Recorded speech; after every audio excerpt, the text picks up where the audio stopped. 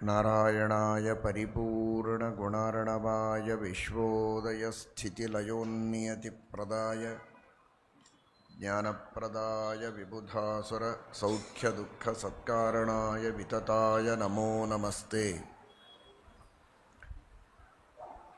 ಧರ್ಮವಿಜ್ಞಾನವೈರಾಗ್ಯಪರಮೈಶ್ವರ್ಯಶಾಲಿನಃ ಆನಂದತೀರ್ಥಭಗವತ್ಪಾದಾನ್ ವಂದೇ ನಿರಂತರಂ. ಭವತಿ ಯದನುಭಾವಾದೇಡಮೂಕೋऽಪಿ ವಾಗ್ಮೀ ಜಡಮತಿರಪಿ ಜಂತುರ್ಜಾಯತೆ ಪ್ರಾಜ್ಞಮೌಲಿಃ. ಸಕಲವಚನಚೇತೋ ದೇವತಾ ಭಾರತೀ ಸಾ ಮಮ ವಚಸಿ ನಿಧತ್ತಾಂ ಸನ್ನಿಧಿಂ ಮಾನಸೇ ಚ.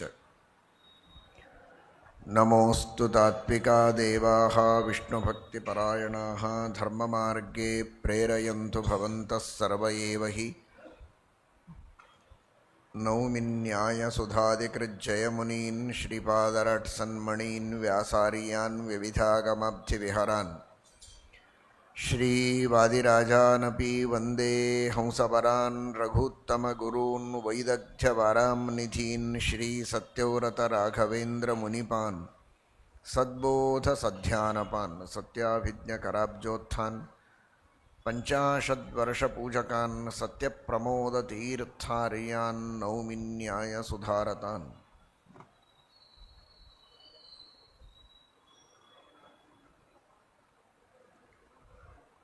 ಪ್ರದ್ಯುಮ್ನ ಉದ್ಧವಃ ಸಾಂಬೋ ನಿರುದ್ಧಾದ್ಯಾಶ್ಚ ಸರ್ವಶಃ ಹರೇರಿಷ್ಟಂ ಸುಭದ್ರಾಯಾಃ ಫಲ್ಗುನೇ ದಾನಮಂಜಸಾ ಜ್ಞಾತ್ವಾಪಿ ರುರುಧುಃ ಸಮ್ಯಕ್ ಸಾತ್ಯಕಿಃ ಕೃಷ್ಣಸಂಹಿತಂ ಕದಾಚಿನ್ಮನ್ಯತೆ ಪಾರ್ಥಂ.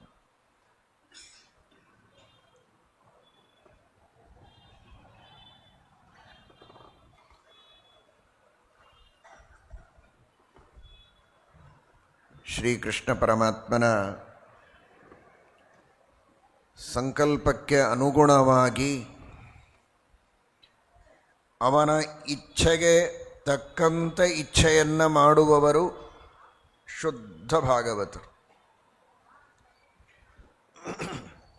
ಕೃಷ್ಣನ ಅಭಿಪ್ರಾಯವನ್ನು ತಿಳಿದ ಮೇಲೂ ಅದಕ್ಕೆ ವಿರುದ್ಧವಾಗಿ ಇಚ್ಛೆಯನ್ನು ಮಾಡಿದರೆ ಅವರು ಶುದ್ಧ ಭಾಗವತರು ಅಂತ ಹೇಳುವುದಕ್ಕೆ ಸಾಧ್ಯ ಇಲ್ಲ ಅಂತ ಇನ್ನೊಂದು ಮಾನದಂಡವನ್ನು, ಕ್ರೈಟೇರಿಯನ್, ಅದನ್ನು ಶ್ರೀಮದಾಚಾರ್ಯರು ತಿಳಿಸಿಕೊಡ್ತಾರೆ.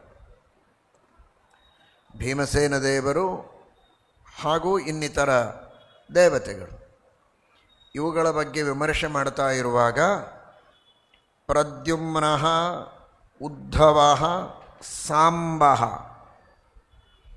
ಅನಿರುದ್ಧಾದ್ಯಾಶ್ಚ ಸರ್ವಶಃ.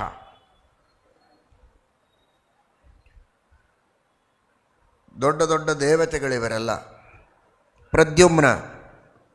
ಪ್ರದ್ಯುಮ್ನ ಅಂದರೆ ಕಾಮನ ಅವತಾರ.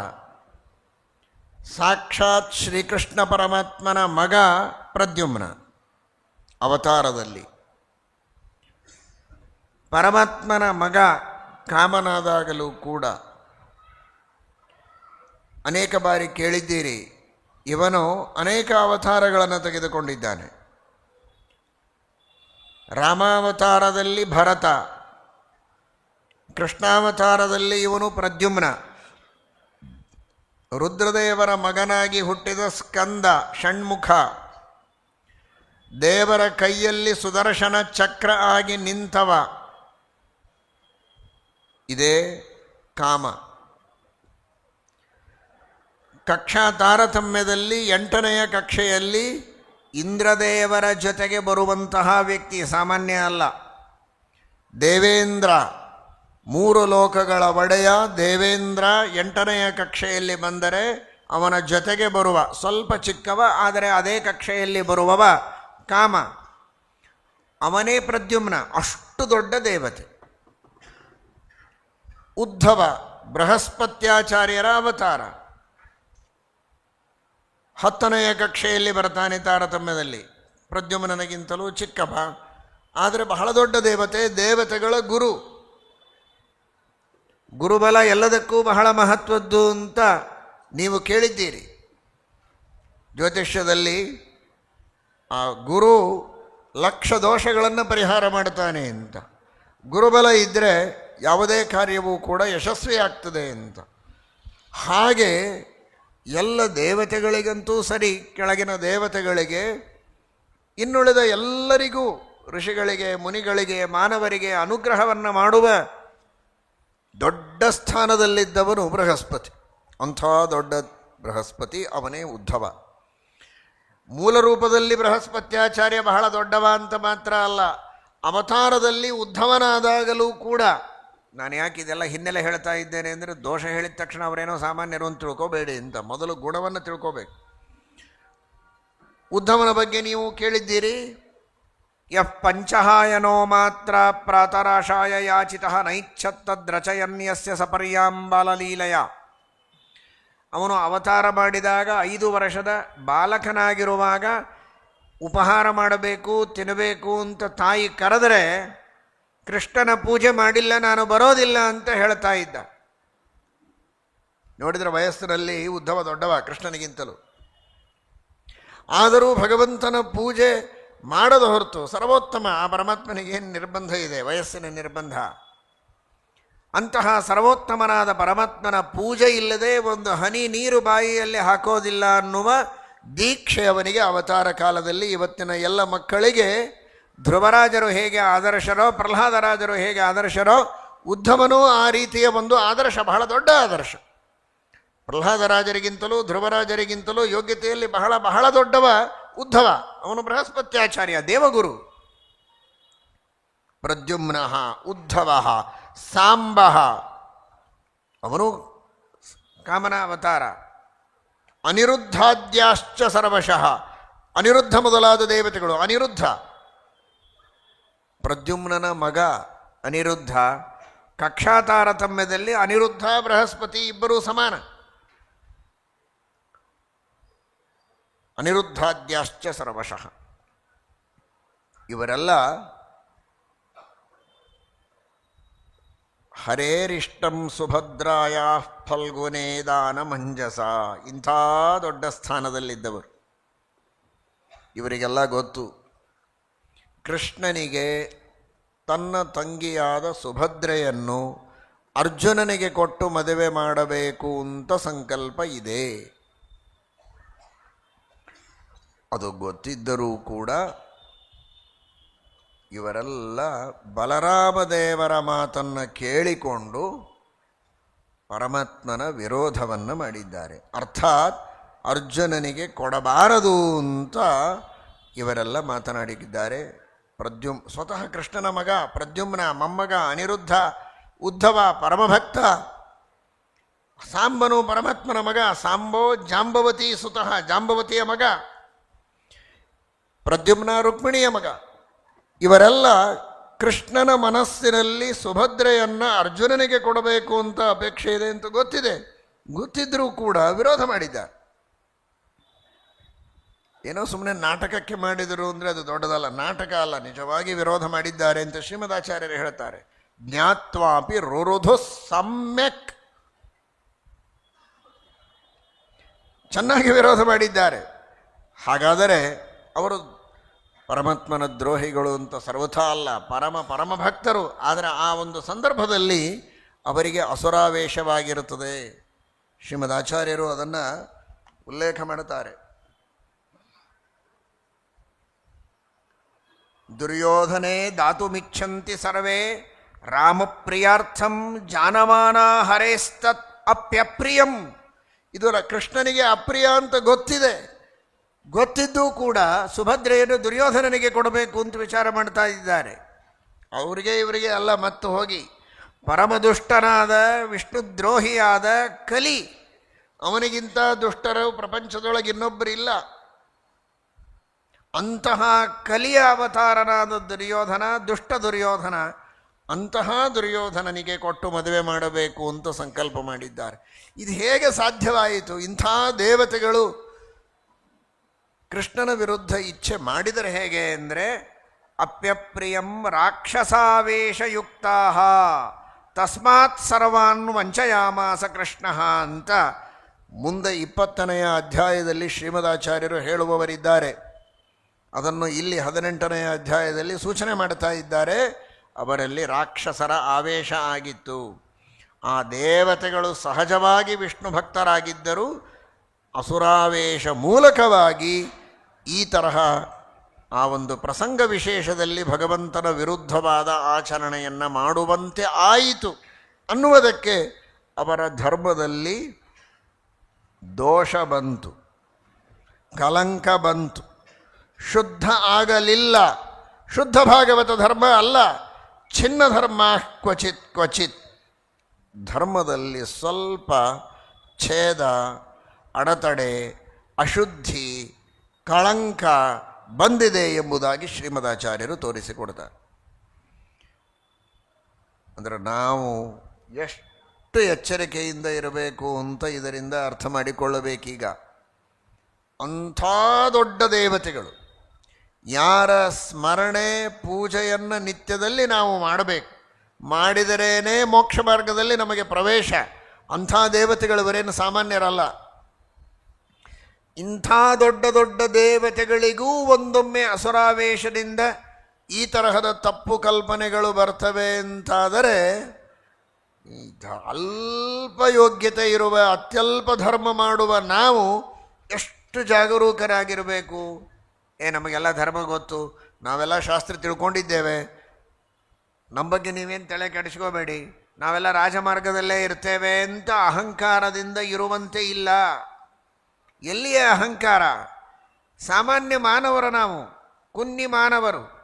ಇಂತಹ ಅಲ್ಪಜ್ಞರಾದ ಅಜ್ಞಾನಿಗಳಾದ ಅಧರ್ಮ ಬಾಹುಲ್ಯ ಇರುವಂತಹ ಮಾನವರಿಗೆ ಧರ್ಮದಿಂದ ಚ್ಯುತರಾಗೋದು ಬಹಳ ಸಹಜ.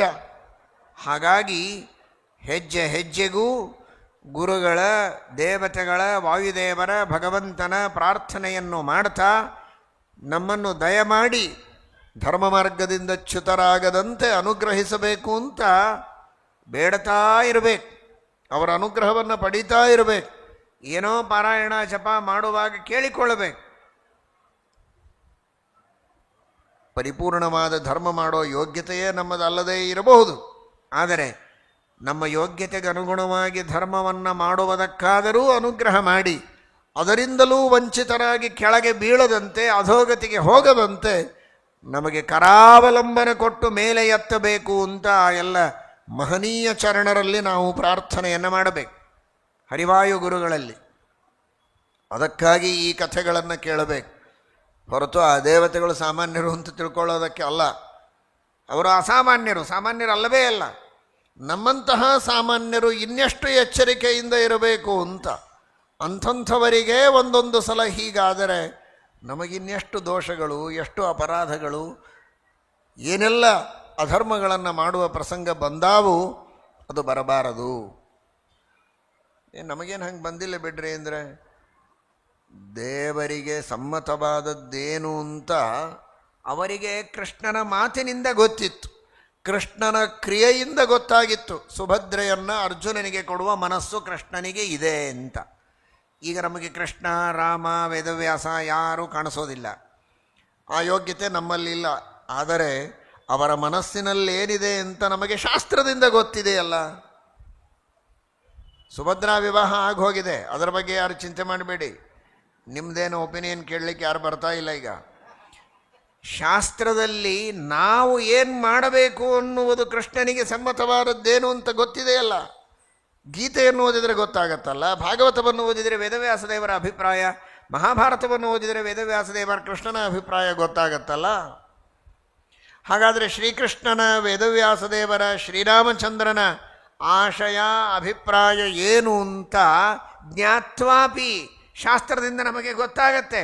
ಗೊತ್ತಾದರೂ ನಾವು ಅದಕ್ಕೆ ವಿರುದ್ಧವಾಗಿ ವರ್ತನೆ ಮಾಡ್ತೇವೆ. ಜ್ಞಾತ್ವಾಪಿ ರುರುಧು ಸಮ್ಯಕ್, ಸಮ್ಯಕ್ ಜ್ಞಾತ್ವಾಪಿ ಸಮ್ಯಕ್ ರುರುಧು. ಸಮ್ಯಕ್ ಅನ್ನೋದು ಎರಡೂ ಕಡೆಗೂ ಅನ್ವಯ. ಸಮ್ಯಕ್ ಜ್ಞಾತ್ವ ಸಮ್ಯಕ್ ರುರುಧು. ಚೆನ್ನಾಗಿ ತಿಳ್ಕೊಂಡಿರ್ತೇವೆ, ನಮಗೇನು ಅರ್ಥ ಆಗಿಲ್ಲ ಅಂತಲ್ಲ, ಅರ್ಥ ಆಗಿರ್ತದೆ, ಗೊತ್ತಾಗತ್ತೆ. ಆದರೂ ಅದಕ್ಕೆ ವಿರುದ್ಧವಾಗಿ ವರ್ತನೆ ಮಾಡ್ತೇವೆ ಅಂದರೆ ಎಂತಹ ಘೋರವಾದ ಅನರ್ಥ ಆಗಲಿಕ್ಕಿಲ್ಲ. ಅವರಿಗೆಲ್ಲ ಬಹಳ ಅನರ್ಥ ಆಗೋದಿಲ್ಲ, ಸ್ವಲ್ಪ ಅಸುರಾವೇಶ ಮೂಲಕವಾಗಿ ಆಚೆ ಈಚೆ ಹೋದಂತೆ ಆಗಿರುತ್ತೆ. ಮತ್ತು ಪರಮಾತ್ಮನ ವಿಶೇಷ ಅನುಗ್ರಹದಿಂದ ಅಸುರಾವೇಶ ಹೋದರೆ ಅವರು ಶುದ್ಧ ಅಪ್ಪಟ ಬಂಗಾರದಂತೆ ಇರ್ತಾರೆ. ಮತ್ತು ತಮ್ಮ ಧರ್ಮದ ನಿತ್ಯದಲ್ಲಿ ಪರಮಾತ್ಮನ ಅದ್ಭುತವಾದ ಅನುಸಂಧಾನ ಭಕ್ತಿಯಲ್ಲಿ ಮುಳುಗಿಬಿಡ್ತಾರೆ. ನಮ್ಮೆಲ್ಲರದು ಹಾಗಿರೋದಿಲ್ಲ ಸ್ಥಿತಿ. ಮಾಡೋದೇ ಯಾವಾಗೋ ಒಂದು ಸ್ವಲ್ಪ ಧರ್ಮ, ಅದನ್ನೂ ಬಿಟ್ಟು ಪರಮಾತ್ಮನ ಇಚ್ಛೆಗೆ ವಿರುದ್ಧವಾಗಿ ನಾವು ವರ್ತನೆ ಮಾಡಿದರೆ ಬಹಳ ಘೋರವಾದ ಅನರ್ಥವನ್ನು ಎದುರಿಸಬೇಕಾಗತ್ತೆ. ಪರಮಾತ್ಮನ ಅವಕೃಪೆಗೆ ಪಾತ್ರರಾಗಬೇಕಾಗತ್ತೆ. ಅದಾಗದೇ ಇರೋ ಹಾಗೆ ಹರಿವಾಯು ಗುರುಗಳು ಅನುಗ್ರಹ ಮಾಡಲಿ ಅಂತ ನಾವು ಪ್ರಾರ್ಥನೆಯನ್ನು ಮಾಡ್ತಾ ಇರಬೇಕು. ಅದಕ್ಕಾಗಿ ಈ ಕಥೆಯನ್ನು ಚೆನ್ನಾಗಿ ತಿಳಿಯಿರಿ ಅಂತ. ಮತ್ತು ಇಲ್ಲಿ ನೋಡಿ, ನೀವು ಆ ಮದುವೆ ಅನ್ನುವ ಒಂದು ಕಾನ್ಸೆಪ್ಟ್ ತೆಗೆದುಕೊಂಡ್ರೆ, ಸಾಮಾನ್ಯವಾಗಿ ಮದುವೆ ಇದು ಮದಿ ಹರ್ಷೆ ಅಂತ. ಮದ ಅಂದರೆ ಸುಖ. ಮದುವೆ ಅಂತ ಶಬ್ದ ಮಾತ್ರ ಇದೆ, ಅಷ್ಟಕ್ಕೆ ವಾದ್ಯ ಪ್ರಾರಂಭ ಮಾಡಿದೆ.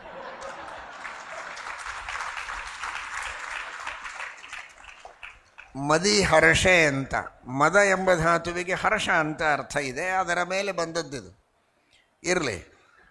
ಆದರೆ ಈ ಮದುವೆ ಆಗಬೇಕಾದರೆ ವಿರಕ್ತರಲ್ಲಿ ಮದುವೆ ಇಲ್ಲ. ಪತಿ ಪತ್ನಿ ಮುಂದಾಗ್ತಾರೆ, ಮೊದಲು ವಧು ವರ ಅವರಿಬ್ಬರಲ್ಲಿಯೂ ಮನಸ್ಸಿನಲ್ಲಿ ಕಾಮ, ಅರ್ಥಾತ್ ಮದುವೆಯಾಗಬೇಕು ಅನ್ನುವ ಅಪೇಕ್ಷೆ ಇರಬೇಕು. ಸಾಂಸಾರಿಕ ಸುಖವನ್ನು ಅನುಭವಿಸಿ ಧರ್ಮ ಮಾರ್ಗದಿಂದ ಗೃಹಸ್ಥ ಧರ್ಮವನ್ನು ಪರಿಪಾಲನೆ ಮಾಡಿ ಭಗವಂತನ ಅನುಗ್ರಹವನ್ನು ಪಡೆಯಬೇಕು ಅಂತ ಸಾತ್ವಿಕ ಮಾರ್ಗದಲ್ಲೇನೇ ಅವರಿಗೆ ಅಪೇಕ್ಷೆಯಂತೂ ಇರಬೇಕಲ್ವಾ. ಹಾಗಾದರೆ ಪ್ರಪಂಚದೊಳಗಿನ ಯಾವುದೇ ಗಂಡು ಹೆಣ್ಣು, ವಧು ವರ ಇವರಲ್ಲಿ ವಿವಾಹವಾಗತ್ತೆ ಅಂದರೆ ಅವರಿಗೆ ಕಾಮ ಇರಬೇಕು, ಕಾಮದೇವನ ಪ್ರದ್ಯುಮ್ನನ ಅನುಗ್ರಹ ಬೇಕು. ಅಂದರೆ ಈ ಸುಭದ್ರಾ ಅರ್ಜುನರ ವಿವಾಹಕ್ಕೆ ವಿರೋಧ ಮಾಡುವ ಪ್ರದ್ಯುಮ್ನ ಯಾರೋ ಅಲ್ಲ, ಅವನು ಎಲ್ಲ ವಿವಾಹಗಳಿಗೆ ಅತ್ಯಂತ ಅನಿವಾರ್ಯವಾಗಿ ಯಾವ ದೇವತೆಯ ಅನುಗ್ರಹ ಬೇಕೇ ಬೇಕು, ಅಂತಹ ಕಾಮ ಅವನು ಪ್ರದ್ಯುಮ್ನ. ಅಂದರೆ ಕೃಷ್ಣನ ಎದುರು ಪಕ್ಷದಲ್ಲಿ ನಿಂತವರು ಎಂಥೆಂಥವರು ನೋಡಿಕೊಳ್ಳಿ. ಕೃಷ್ಣನ ಮುಂದೆ ಯಾರೂ ಲೆಕ್ಕಕ್ಕೆ ಬರೋದಿಲ್ಲ ಅನ್ನುವುದನ್ನು ಗಮನಿಸಿ. ಅಂಥ ದೇವ. ಅಂದರೆ ಇವತ್ತು ಮದುವೆ ಅಂತಾಗಬೇಕಾದರೆ ಪ್ರದ್ಯುಮ್ನ ಬೇಕು. ಅದೇ ಮದುವೆ ಮಾಡ್ಕೊಳ್ಳೋರಿಗೆ ಇದು ಗೊತ್ತಿಲ್ಲ, ಶಾಸ್ತ್ರ ಓದ್ದವರಿಗೆ ಗೊತ್ತಿರ್ಬೋದು, ಆದರೆ ಸಾಮಾನ್ಯರಿಗೆ ಗೊತ್ತಿಲ್ಲ. ಆದರೆ ಅವನ ಅನುಗ್ರಹ ಬೇಕು, ಇಲ್ಲದೇ ಇದ್ರೆ ಕಾಮನ ಇಲ್ಲ. ಅವನೊಂದು ಕಲ್ಲು ಅಷ್ಟೇ. ಇದೊಂದು ಕಲ್ಲು, ಇದೊಂದು ಕಲ್ಲು, ಎರಡು ಗೊಂಬೆ ನಿಂದ್ರಿಸಿದಾಗ ಆಗ್ತದೆ. ಕಾಮ ಇಲ್ಲ ಅಂದರೆ ಅವನು ಮನುಷ್ಯನೇ ಅಲ್ಲ ಒಂದರ್ಥದಲ್ಲಿ. ಹಾಗಾಗಿ ಆ ಅರ್ಥದ ಇಚ್ಛೆ, ಜ್ಞಾನ ಇವುಗಳೆಲ್ಲ ಇರಬೇಕು. ಸರಿ, ವಿಶೇಷವಾಗಿ ಆ ಪ್ರದ್ಯುಮ್ನನ ಅನುಗ್ರಹ ಬೇಕು. ಅಂತಹ ಪ್ರದ್ಯುಮ್ನ ಅವನೇ ಸಾಂಬ ಒಂದೇ. ಇನ್ನು ಇದೀಗ ಕೇಳಿದಿರಿ, ಗುರುಬಲ ಚೆನ್ನಾಗಿರಬೇಕು ಅಂತ. ಮದುವೆ ಆಗಲಿ ಏನೇ ಆಗಲಿ ಗುರು ಚೆನ್ನಾಗಿರಬೇಕು ಅಂತ. ಹಾಗಾಗಿ ಆ ಬೃಹಸ್ಪತ್ಯಾಚಾರ್ಯರ ವಿಶೇಷವಾದಂತಹ ಅನುಗ್ರಹವೂ ಕೂಡ ಕಾರಣವಾಗಿದೆ ಈ ಮದುವೆಗೆ. ಅಷ್ಟು ಮಾತ್ರ ಅಲ್ಲದೆ ಬೃಹದಾರಣ್ಯಕ ಭಾಷ್ಯದಲ್ಲಿ ಆಚಾರ್ಯರು ತಿಳಿಸುವಂತೆ ವಿಶೇಷವಾಗಿ ಸಂತಾನ ಆಗಬೇಕು ಅಂದರೆ ಬೃಹಸ್ಪತ್ಯಾಚಾರ್ಯರ ಅನುಗ್ರಹ ಬೇಕು ಅಂತ ತಿಳಿಸಿದ್ದಾರೆ. ಮದುವೆ ಮಾಡಿಕೊಳ್ಳುವುದಕ್ಕೆ ಕಾಮ ಹಿನ್ನೆಲೆಯಲ್ಲಿ ಬೇಕು ಅನ್ನುವುದು ಎಷ್ಟು ಸತ್ಯವೋ, ಅದರಂತೆ ಸಂತಾನೋತ್ಪತ್ತಿಗೆ ವಿಶೇಷವಾಗಿ ಅವನ ಪೌರುಷಕ್ಕೆ ಪ್ರೇರಕರಾಗಿ ಬೃಹಸ್ಪತ್ಯಾಚಾರ್ಯರ ಅನುಗ್ರಹವೂ ಬೇಕು. ಹೀಗಾಗಿ ಇವರೆಲ್ಲ ಎಲ್ಲರ ಮದುವೆ, ಸಂತಾನ, ಅದಕ್ಕೆ ಸಂಬಂಧಪಟ್ಟಂತೆ ಅನುಗ್ರಹ ಮಾಡುವ ದೇವತೆಗಳು ಸಾಮಾನ್ಯರಲ್ಲ. ಪ್ರದ್ಯುಮ್ನ ಉದ್ಧವ ಸಾಂಬೋ ನಿರುದ್ಧಾದ್ಯಾಶ್ಚ ಸರ್ವಶಃ. ಆ ಅನಿರುದ್ಧ, ಈ ಅನಿರುದ್ಧ ದೇವತೆಯಲ್ಲಿ ಅಂತರ್ಯಾಮಿಯಾಗಿರುವ ಅನಿರುದ್ಧ ನಾಮಕ ಪರಮಾತ್ಮ, ಅವನಿಗೆ ಇವನು ಅಧಿಷ್ಠಾನನಾಗಿರ್ತಾನೆ. ಇವರೆಲ್ಲರೂ ಕೂಡ ಸಂತಾನೋತ್ಪತ್ತಿಗೆ ಅವಶ್ಯಕವಾಗಿ ಬೇಕು. ಅದನ್ನು ಛಾಂದೋಗ್ಯ ಭಾಷ್ಯದಲ್ಲಿ ಶ್ರೀಮದಾಚಾರ್ಯರು ತಿಳಿಸಿಕೊಟ್ಟಿದ್ದಾರೆ. ಹಾಗಾಗಿ ಇವರೆಲ್ಲರ ಅನುಗ್ರಹ ಇದ್ದರೇನೆ ಮದುವೆ, ಮಕ್ಕಳು ಇದೆಲ್ಲ ನಡೀತದೆ. ಅಂದರೆ ಒಂದರ್ಥದೊಳಗೆ ಇಡೀ ವಿಶ್ವದ, ಇವತ್ತೆಲ್ಲ ವಿಶ್ವ ಅಂದರೆ ಭೂಲೋಕಕ್ಕೆ ವಿಶ್ವ ಅಂದ್ಬಿಡ್ತಾರೆ. ಶಾಸ್ತ್ರದೊಳಗೆ ವಿಶ್ವ ಅಂತ ಬಂದರೆ 14 ಲೋಕ. ಇಡೀ ವಿಶ್ವದೊಳಗೇನೆ ಯಾರಿಗೆ ವಿವಾಹ ಸಂತಾನ ಆಗಬೇಕಾದರೆ ಈ ಪ್ರದ್ಯುಮ್ನ, ಉದ್ಧವ, ಸಾಂಬ, ಅನಿರುದ್ಧ ಇವರ ಮೂಲ ರೂಪದ ಅನುಗ್ರಹ ಅನ್ನೋದು ಬೇಕು. ಅಂಥ ದೊಡ್ಡ ದೊಡ್ಡ ದೇವತೆಗಳು ಇವರಲ್ಲ.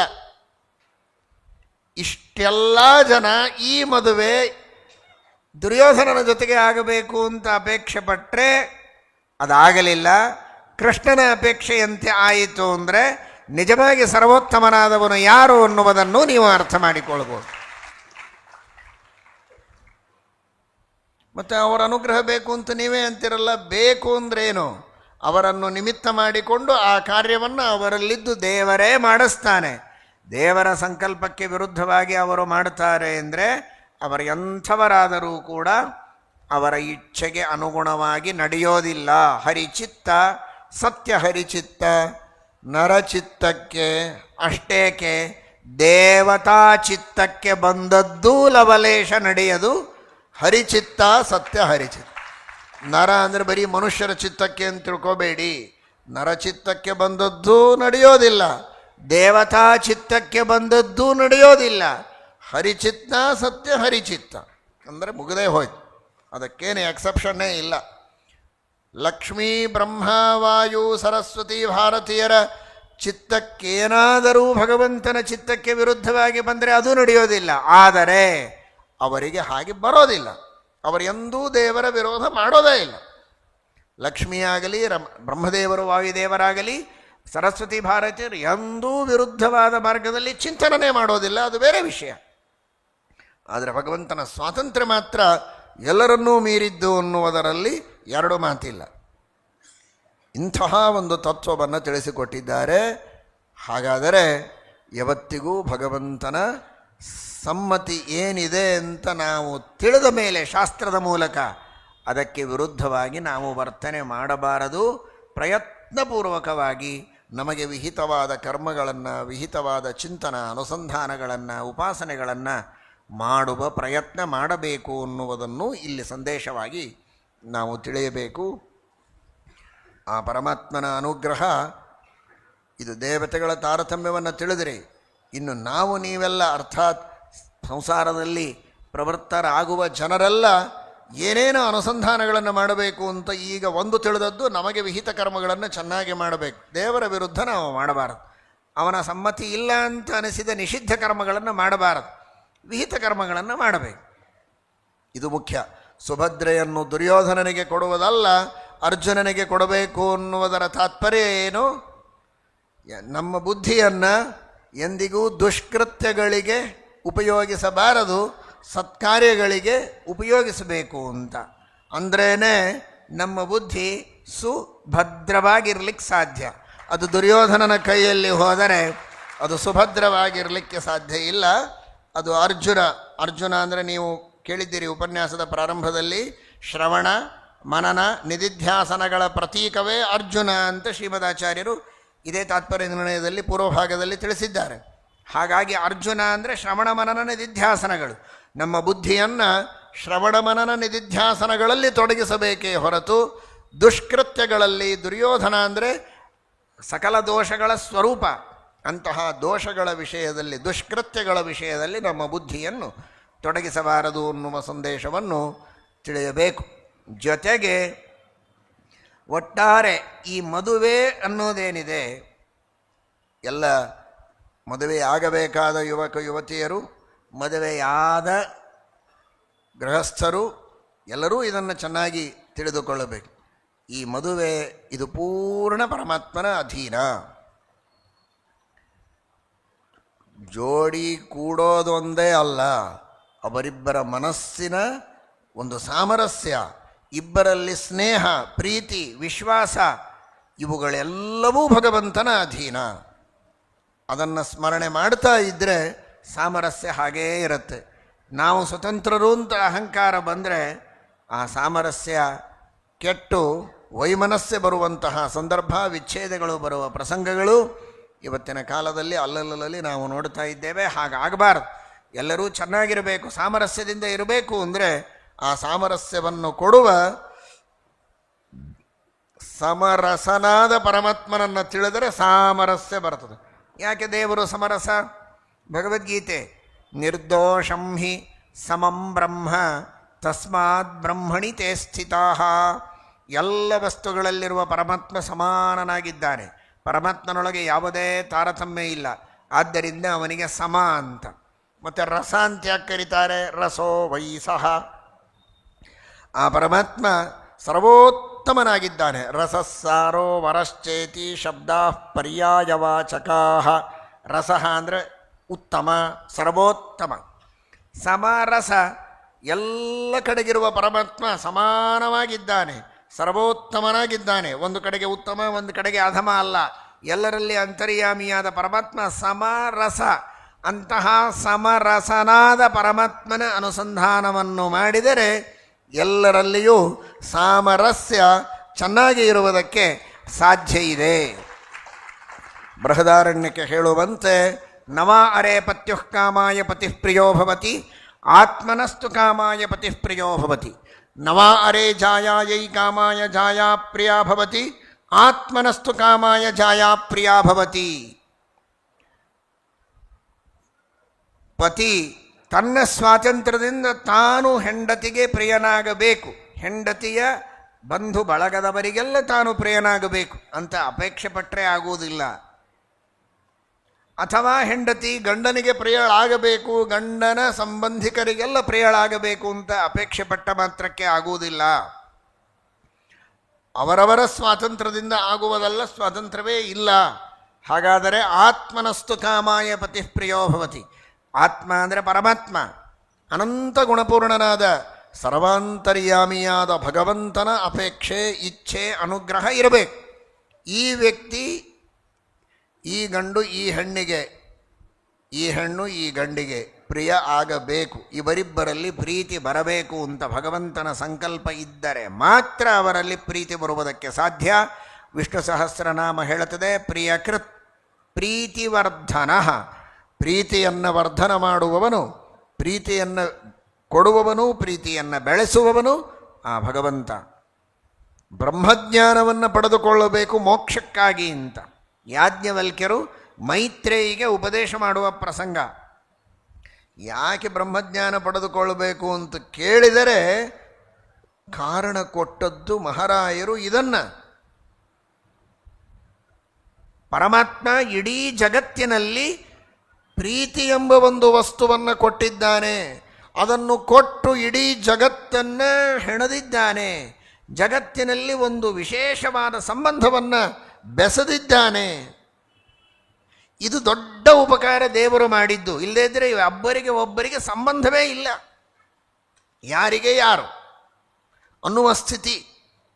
ಒಬ್ಬರಿಗೆ ಇನ್ನೊಬ್ಬರ ಜೊತೆಗೆ ಸ್ನೇಹ, ಪ್ರೀತಿ, ವಿಶ್ವಾಸ ಅನ್ನುವುದನ್ನು ಕೊಟ್ಟಿದ್ದಾನೆ ಅಂತ ಜಗತ್ತು ನಡೆದಿದೆ. ವಿಚಾರ ಮಾಡಿ. ಕಣ್ಣು ತೆಗೆದು ನೋಡ್ತಾ ಇದ್ದೀರಿ, ಕಿವಿಯಿಂದ ಕೇಳ್ತಾ ಇದ್ದೀರಲ್ಲ ಪ್ರವಚನ, ಕಣ್ಣು ಮುಚ್ಚಿ ವಿಚಾರ ಮಾಡಿ. ನೀವು ಯಾರ್ಯಾರ ಮೇಲೆ ಪ್ರೀತಿ ಮಾಡ್ತಾ ಇದ್ದೀರಿ? ನಿಮ್ಮ ಮೇಲೆ ಯಾರ್ಯಾರು ಪ್ರೀತಿ ಮಾಡ್ತಾ ಇದ್ದಾರೆ? ತಂದೆ, ತಾಯಿ, ಮಕ್ಕಳು, ಬಂಧು ಬಳಗ ಎಲ್ಲ ಕಣ್ಣು ಮುಂದೆ ತಂದ್ಕೊಳ್ಳಿ. ಇಷ್ಟೆಲ್ಲ ಜನ, ನೂರಾರು ಜನ, ಕೆಲವರಿಗೆ ಸಾವಿರಾರು ಜನ, ದೊಡ್ಡ ಬಳಗ ಇರುತ್ತದೆ ಕೆಲವರದು. ಅಷ್ಟೆಲ್ಲ ಜನರ ಪ್ರೀತಿ ವಿಶ್ವಾಸಗಳಿದೆ ಅನ್ನೋದಕ್ಕೆ ನಾನು ಬದುಕ್ತಾ ಇದ್ದೇನೆ.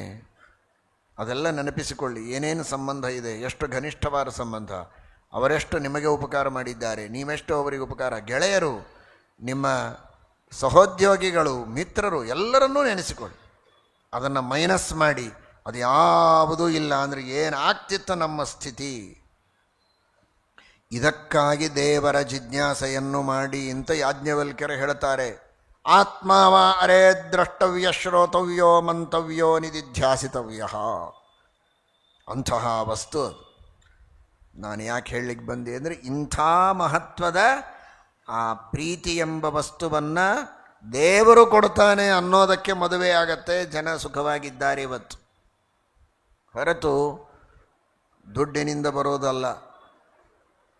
ದುಡ್ಡಿನಿಂದ ಬಟ್ಟೆ ತರಬಹುದು, ಬಂಗಾರ ತರಬಹುದು, ವಾಹನಗಳನ್ನು ತರಬಹುದು, ಮನೆ ಕಟ್ಟಬಹುದು, ಕಲ್ಯಾಣ ಮಂಟಪ ಬುಕ್ ಮಾಡಬಹುದು, ವಾದ್ಯಗಳನ್ನು ತರಿಸು, ಎಲ್ಲದಕ್ಕೂ ದುಡ್ಡು. ಎಲ್ಲಿಯೂ ದೇವರು ಬೇಕೇ ಬೇಕು, ಅದಿಲ್ಲದೆ ಇದ್ದರೆ ಏನೂ ಆಗಲ್ಲ ಅನ್ನುವುದು ಪರಮಸತ್ಯ. ಲೌಕಿಕವಾಗಿ ಸ್ವಲ್ಪ ಅಹಂಕಾರ ಬರಲಿಕ್ಕೆ ಚಾನ್ಸ್ ಆದರೂ ಇದೆ, ದುಡ್ಡು ಕೊಟ್ಟರೆ ಬರುತ್ತೆ ಅಂತ ಅನಿಸೋ ಹಾಗಿರುತ್ತೆ.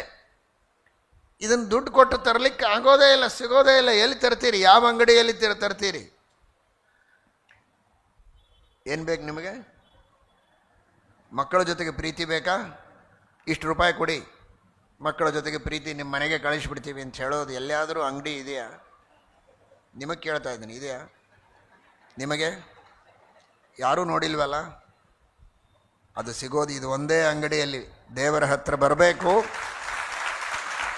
ಅನ್ಯಥಾ ಶರಣಂ ನಾಸ್ತಿ ತ್ವಮೇವ ಶರಣಂ ಮಮ ತಸ್ಮಾತ್ ಕಾರುಣ್ಯ ಭಾವೇನ ರಕ್ಷ ರಕ್ಷ ರಮಾಪತೆ ಅಂತ ದೇವರಿಗೆ ಶರಣು ಹೋದರೆ ಆ ಭಗವಂತ ಪ್ರೀತಿಯನ್ನು ಕೊಟ್ಟಾನು. ಪರಮಾತ್ಮ ಕೊಡದೇ ಇರೋದಿಲ್ಲ. ಆದರೆ ದೇವರನ್ನು ಬಿಟ್ಟರೆ ಬೇರೆ ಗತಿ ಇಲ್ಲ. ಇದು ಹಣದಿಂದ ಸಿಗೋದಲ್ಲ, ಪ್ರಯತ್ನದಿಂದ ಪಡೀಲಿಕ್ಕಾಗುವುದಿಲ್ಲ. ಇಷ್ಟಿದ್ದ ಮೇಲೆ ಕೃಷ್ಣನೇ ಸಂಕಲ್ಪ ಮಾಡಿದ್ದಾನೆ ಸುಭದ್ರೆಯನ್ನು ಅರ್ಜುನನಿಗೆ ಕೊಡಬೇಕು ಅಂದಾಗ ಅದು ಹೇಗೆ ವಿರೋಧ ಮಾಡಿದರು? ಅಸರಾವೇಶ ಅಂತ ಹೇಳದೆ ಬೇರೆ ಗತಿಯೇ ಇಲ್ಲ ಅದಕ್ಕೆ.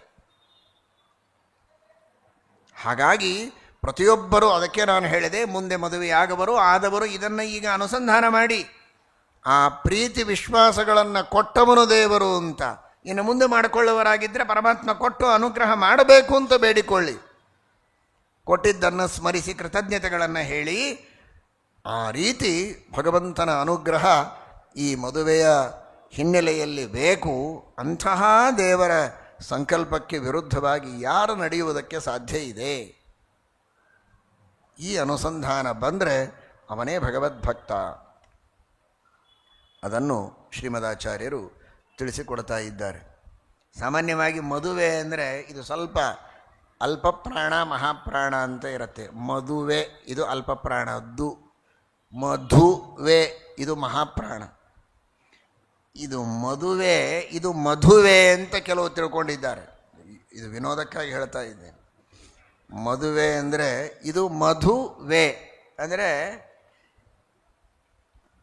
ಮದುವೆ ಈಸ್ ದ ವೇ ಟು ಮಧು, ಮಧುವೆ, ವೇ ಟು ಮಧು, ಮಧುವೆ ಅಂತ ತಿಳ್ಕೊಂಡಿದ್ದಾರೆ. ಅಂದರೆ ಇದು ಮಧುಚಂದ್ರ, ಹನಿಮೂನು, ಅದಕ್ಕೋಸ್ಕರವಾಗೇನೆ ಮದುವೆ ಇರೋದು ಅಂತ ತಿಳ್ಕೊಂಡಿದ್ದಾರೆ. It is not the way to ಮಧು, but it is a way to ಮಧು. ಮಧು ಅಂದರೆ ದೇವರು. ಇದು ಮಧುಚಂದ್ರಕ್ಕೆ ಒಂದು ವೇ ಅಲ್ಲ, ಇದು ಮಧು ಪರಮಾತ್ಮ. ಮಧು ಅಂದರೆ ಪರಮಾತ್ಮ. ಯಾಕೆ? ಛಾಂದೋಗ್ಯೋಪನಿಷತ್ತು ಹೇಳ್ತದೆ, ಅಸೌವಾವ ಆದಿತ್ಯೋ ದೇವಮಧು.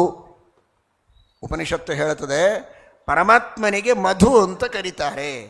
ಯಾರಿಗೆ ಮಧು? ಅವನು ದೇವಮಧು.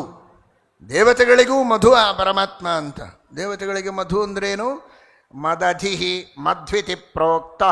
ಛಾಂದೋಗ್ಯೋಪನಿಷತ್ ಭಾಷ್ಯದಲ್ಲಿ ಆಚಾರ್ಯರು ಹೇಳ್ತಾರೆ, ಮದ ಅಂದರೆ ಸುಖ. ಆ ಸುಖಕ್ಕೆ ಆಶ್ರಯನಾದದ್ದರಿಂದ ಪರಮಾತ್ಮನಿಗೆ ಮದಧಿ ಅಂತಾರೆ. ಉದಧಿ ಅಂದರೆ ಸಮುದ್ರ, ಉದ ಅಂದರೆ ನೀರು, ಉದಧಿ ನೀರಿನ ಆಶ್ರಯ ಸಮುದ್ರ, ರಿಸರ್ವಾಯರ್. ಆ ತರಹ ಮದ ಅಂದರೆ ಸುಖ. ಆ ಸುಖದ ರಿಸರ್ವಾಯರ್ ಅಂದರೆ ಸಮಗ್ರವಾದ ಸುಖಕ್ಕೆ ಆಶ್ರಯನಾದವನು ಮದಧಿ. ಉದಧಿ ಸಮುದ್ರ ಆದರೆ ಮದಧಿ ಪರಮಾತ್ಮ. ಅದರ ಶಾರ್ಟ್ ಫಾರ್ಮ್ ಇದು ಮದಧಿ, ಅದೇ ಮಧು. ಮಧು ಅಂದರೆ ಅನಂತ ಸುಖಪೂರ್ಣ, ದೇವತೆಗಳಿಗೂ ಸುಖವನ್ನು ಕೊಡುವವ. ಆದ್ದರಿಂದ ಪರಮಾತ್ಮನಿಗೆ ಮಧು ಅಂತಾರೆ ಅಂತ ಶ್ರೀಮದಾಚಾರ್ಯರು ಹೇಳಿದ್ದಾರೆ. ಹಾಗಾದರೆ ಈ ಮದುವೆ ಅಂದರೆ ಗೃಹಸ್ಥ ಧರ್ಮ, ಇದು ಯಾವುದಕ್ಕೆ ವೇ ಅಂದರೆ ನೀವು ತಿಳ್ಕೊಂಡ ಮಧುವಿಗೆ ಅಲ್ಲ. ಅದು ಈ ಮಧು ಪರಮಾತ್ಮನೆಂಬ ಮಧು, ದೇವತೆಗಳಿಗೂ ಸುಖ ಕೊಟ್ಟು ಅನುಗ್ರಹ ಮಾಡುವ ಭಗವಂತ. ಆ ಪರಮಾತ್ಮನನ್ನು ಸಂತೋಷಪಡಿಸುವುದಕ್ಕಾಗಿ ಗೃಹಸ್ಥ ಧರ್ಮ. ಪತಿಪತ್ನಿಯರಿಬ್ಬರೂ 2 ಚಕ್ರಗಳಿದ್ದಂತೆ. ಆ ಧರ್ಮದ ರಥದಲ್ಲಿ ಕುಳಿತು ಪತಿಪತ್ನಿಯರಿಬ್ಬರೂ ಸಾಗಿ ಆ ಪರಮಾತ್ಮನನ್ನು ಸಂತೋಷಪಡಿಸುವುದಕ್ಕೆ ಇರುವುದು ಮಧು. ಇದೊಂದೇ ದಾರಿ ಅಂತ ತಿಳ್ಕೊಬೇಡಿ. ಅದಕ್ಕಾಗೇನೆ ಮದುವೆ ಈಸ್ ದ ವೇ ಅಂತ ನಾನು ಹೇಳಿಲ್ಲ. ಮದುವೆ ಈಸ್ ಎ ವೇ, ಇದು ಒಂದು ದಾರಿ ಅಷ್ಟೇ. ನಿಷ್ಕಾಮವಾಗಿಯೂ ಬೇರೆ ಬ್ರಹ್ಮಚರ್ಯದಿಂದಲೂ ಪರಮಾತ್ಮನನ್ನು ಸಂತೋಷಪಡಿಸಬಹುದು, ಸನ್ಯಾಸ ಧರ್ಮದಿಂದಲೂ ಭಗವಂತನನ್ನು ಸಂತೋಷಪಡಿಸಬಹುದು, ಗೃಹಸ್ಥ ಧರ್ಮದಿಂದಲೂ ಸಂತೋಷಪಡಿಸಬಹುದು. 4 ಆಶ್ರಮಗಳನ್ನು ಹೇಳಿದ್ದಾರೆ ವಾನಪ್ರಸ್ಥರ ಆಶ್ರಮದಿಂದಲೂ. ಆದರೆ ಇದೂ ಒಂದು ದಾರಿ. ಗೃಹಸ್ಥಾಶ್ರಮ ಧರ್ಮದಲ್ಲಿದ್ದು ಅತಿಥಿ ಅಭ್ಯಾಗತರ ಸತ್ಕಾರ ಮಾಡಿ, ಪರೋಪಕಾರ ಮಾಡಿ, ಮಕ್ಕಳಿಗೂ ಧರ್ಮ ಮಾರ್ಗದಲ್ಲಿ ಪ್ರಚೋದನೆಯನ್ನು ಮಾಡಿ ಆ ಮಧು ಪರಮಾತ್ಮನ ಸಂತೋಷವನ್ನು ಪಡಿಸಬಹುದಾದ್ದರಿಂದ ಇದು ಮಧು ಪರಮಾತ್ಮನನ್ನು ಹೊಂದುವುದಕ್ಕಿರುವ ಒಂದು ದಾರಿ. ಅಲ್ಲ, ಇಂಗ್ಲೀಷ್ ಯಾಕೆ ಸೇರಿಸ್ತಾ ಇದ್ದೀರಿ ಇಲ್ಲಿ ಹೋಗಿ ಹೋಗಿ? ಇಂಗ್ಲೀಷ್ ಯಾಕೆ ಅಂತ ಆಕ್ಷೇಪದ ವಾಂತಿ ಮಾಡಿದರೆ ಉತ್ತರ ವಾಂತಿ ಅನೇನ ಇತಿವೇ. ಅಡ್ ಡೇ ಪ್ರತ್ಯಯ ತದ್ಧಿತಾ ಉಣಾದಯೋ ಬಹುಲಂ, ಆ ಬಹುಲಗ್ರಹಣ. ಅದರಿಂದ ವೇ ಅಂದರೆ ವಾ ಎಂಬ ಧಾತುವಿಗೆ ಡೇ ಅಂತ ಪ್ರತ್ಯಯ ಮಾಡಿದರೆ ವೇ ಆಗುತ್ತೆ.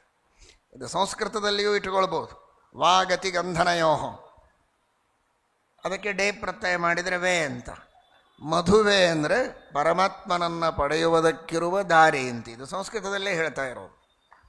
ಹಾಗಾಗಿ ಅದನ್ನು ವ್ಯರ್ಥವಾಗಿ ಉಪಯೋಗಿಸಬಾರದು. ಗೃಹಸ್ಥ ಧರ್ಮವನ್ನು ದೇವರ ಲೌಕಿಕವಾದ ಗ್ರಾಮ್ಯವಾದ ಸುಖವನ್ನು ಅನುಭವಿಸಿದರೂ ಕೂಡ ಅದೇ ಗುರಿಯಾಗಿರಬಾರದು. ಮುಖ್ಯವಾಗಿ ತನ್ನ ಧರ್ಮಾಚರಣೆಯು ಉದ್ದೇಶ ಆಗಿರಬೇಕು ಅನ್ನೋದನ್ನು ಯಾವ ಗೃಹಸ್ಥರೂ ಮರೆಯಬಾರದು. ವಿಶೇಷವಾಗಿ ಗೃಹಸ್ಥ ಜೀವನದಲ್ಲಿ ಕಾಲಿಡುವವರು ಮದುವೆಯ ಗುರಿಯನ್ನು ಚೆನ್ನಾಗಿ ತಿಳಿದುಕೊಂಡಿರಬೇಕು. ಎರಡನೇದಾಗಿ ಎಲ್ಲ ಮಾಧ್ವರು ಚೆನ್ನಾಗಿ ಅರ್ಥ ಮಾಡಿಕೊಳ್ಳಿ. ಮಾಧ್ವ ಗೃಹಸ್ಥರು ಇಲ್ಲಿದ್ದೀರಿ ಎಲ್ಲರೂ ಪ್ರಾಯ. ಹೀಗಾಗಿ ಈ ಮಧ್ವ ಅನ್ನೋ ಶಬ್ದ ಬಂದಿದೆ ನೋಡಿ, ಅದು ನಿಜವಾಗಿ ಮೂಲದಲ್ಲಿ ಅದು ಮಧ್ವ ಮಧುವ. ಮಧ್ವಿತ್ಯಾನಂದ ಉದ್ದಿಷ್ಟ ವೇತಿ ತೀರ್ಥಮುದಾಹೃತಂ. ಶ್ರೀಮದಾಚಾರ್ಯರೇ ಹೇಳಿದ ಅರ್ಥ ಇದು. ಅಂದರೆ ಪ್ರಮಾಣವಚನ ಉದಾಹರಣಪೂರ್ವಕವಾಗಿ ಮಧು ಅಂದರೆ ಆನಂದ, ವ ಅಂದರೆ ಶಾಸ್ತ್ರ. ಮಧುವ ಅಂದರೆ ಆನಂದವನ್ನು, ಮೋಕ್ಷಾನಂದವನ್ನು ಕೊಡುವ ಶಾಸ್ತ್ರ, ಅದು ಮಧುವ. ಅಂತಹ ಶಾಸ್ತ್ರವನ್ನು ರಚನೆ ಮಾಡಿದ ಆಚಾರ್ಯರು ಮಧುವಾಚಾರ್ಯರು. ಆ ಉಕಾರ ಲೋಪ ಆಗಿ ಮಧ್ವಾಚಾರ್ಯರು ಅಂತಾಗಿದೆ. ಮೂಲ ಶಬ್ದ ಮಧುವ. ಮಧುವ ಅಂದರೆ ಆನಂದ ತೀರ್ಥ. ಹಾಗಾಗಿ ಮದುವೆ ಆದ ಮೇಲೆ ಏನು ಮಾಡಬೇಕು? ಮದುವೆ ಆದಮೇಲೆ ಅಂದರೆ ಮದುವೆ ಆದ ಮೇಲೆ ಮಧುವೆ ಮಧ್ವಾಚಾರ್ಯರ ಶಾಸ್ತ್ರದಲ್ಲಿ ಆಸಕ್ತನಾಗಿರಬೇಕು ಅಂತ. ಮಧುವೆ ಮಧ್ವಾಚಾರ್ಯ ಶಾಸ್ತ್ರೇ ಆನಂದದಾಯಕ ಶಾಸ್ತ್ರೇ ಆಸಕ್ತ ಸ್ಯಾತ್. ಮದುವೆ ಆಯಿತು, ಇನ್ನೇನು ಮುಗೀತು. ಬ್ರಹ್ಮಚಾರಿಗಳಿದ್ದಾಗ ಅಷ್ಟು ಓದಿದ್ವಿ, ಸುಧಾಮಂಗಳ ಆಯಿತು, ಪುಸ್ತಕ ಮುಚ್ಚಿ ಮಂಗಳಾರತಿ ಮಾಡಿದರೆ ಕೃಷ್ಣಾರ್ಪಣಮಸ್ತು, ಟೀಕಾರಾಯರಿಗೆ ಅರ್ಪಣ ಅಂತ ತಿಳ್ಕೊಬೇಡ್ರಿ. ಮದುವೆ ಅದಕ್ಕೆ ಹೆಸರೇ ಮದುವೆ ಅಂತ ಇಟ್ಬಿಟ್ರು. ಮದುವೆ ಆದ ಮೇಲೂ ಮಧುವೆ ಮಧ್ವಾಚಾರ್ಯ ಶಾಸ್ತ್ರೇ ಆಸಕ್ತ ಸ್ಯಾತ್. ಆ ಶಾಸ್ತ್ರವನ್ನು ಮರೆಯಬಾರದು ಅಂತ ಹೆಸರೇ ಮಧುವೆ ಅಂತಿಟ್ರು. ಹೆಸರಿನ ಅರ್ಥನೂ ಮರೆತು ಶಾಸ್ತ್ರನೂ ಮರೆತು ಬಿಟ್ರು. ಏನು ಮಾಡೋದು? ಶಾಸ್ತ್ರದಲ್ಲಿ ಆಸಕ್ತರಾಗಬೇಕು ಅಂತ ಹೊರತು ಈ ಮದುವೆ ಇದು ಕೇವಲ ಸಾಂಸಾರಿಕ ಭೋಗಗಳಿಗೆ ಮಾತ್ರ ಮೀಸಲಾದರೆ ಇದು ಯಾವುದಕ್ಕೆ ವೇ ಆಗ್ತದೆ ಅಂದರೆ ಮಧುವಿಗೆ ವೇ ಆಗ್ತದೆ. ಮಧು ಅಂದರೆ ನರಕ. ಮಧು ಅಂದರೆ ನರಕ ಯಾಕೆ? ಮಧು ಅಂದರೆ ನರಕ ಅಂತ ಅರ್ಥ ಅಲ್ಲ, ನರಕದಲ್ಲಿದ್ದವರ ಹೆಸರು. ಯಾವುದೋ ಒಂದು ಊರು, ಆ ಊರಲ್ಲಿ ಒಬ್ಬ ವ್ಯಕ್ತಿ ಇರ್ತಾನೆ. ಆ ವ್ಯಕ್ತಿ ಹತ್ರ ಹೋಗ್ತೇವೆ ಅಂದರೆ ಅರ್ಥ ಏನು? ಆ ಊರಿಗೆ ಹೋಗ್ತೀರಿ ಅಂತ ತಾನೇ ಅರ್ಥ. ನಿಮ್ಮ ಬಳಗದವರು ಒಂದು ಊರಲ್ಲಿ ಇರ್ತಾರೆ, ಅವರ ಹೆಸರು ಹೇಳಿ, ಯಾರೋ ರಾಮರಾಯರು, ಅವರ ಊರಿಗೆ ಹೋಗ್ತೇವೆ ಅವರ ಹತ್ರ ಹೋಗ್ತೇವೆ ಅಂದರೆ ಅವರಿದ್ದ ಊರಿಗೆ ಹೋಗ್ತೇವೆ ಅಂತ.